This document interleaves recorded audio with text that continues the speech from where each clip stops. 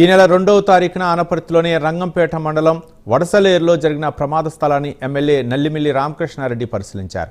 Road ప్రమాదంపై MLA Nallimilli Ramakrishna Reddy పోలీసులను స్థానికులను అడిగి వివరాలు తెలుసుకున్నారు. ప్రమాదంలో మృతి చెందిన కుటుంబాలకు ఎమ్మెల్యే సంతాపం తెలిపారు. ఇలాంటి ఘటనలు పునరావృతం కాకుండా చర్యలు చేపట్టాలని అధికారులను ఎమ్మెల్యే ఆదేశించారు. అదేవిధంగా జిల్లా కలెక్టర్ ప్రశాంతి సంఘటనా స్థలాన్ని పరిశీలించి ప్రమాదాలు జరిగే ప్రదేశాల్లో హెచ్చరిక బోర్డును ఏర్పాటు చేయాలని సూచించారు. నియోజకవర్గం వడిసలేరు ప్రాంతంలో తీవ్రమైన విషాదమైన సంఘటన జరిగింది. రాజమహేంద్రవరం రూరల్, రాజానగరం నియోజకవర్గాలకు చెందిన 2 కుటుంబాలు దారుణంగా ఇక్కడ రోడ్ యాక్సిడెంట్ లో 5గురు అక్కడికక్కడ మరణించడం, మరొక 2 తీవ్రంగా గాయపడడం జరిగింది. ఇది రోడ్డు ప్రమాదాలు ఇటీవల కాలంలో ఎక్కువగా సంభవించడం జరుగుతూ ఉంది.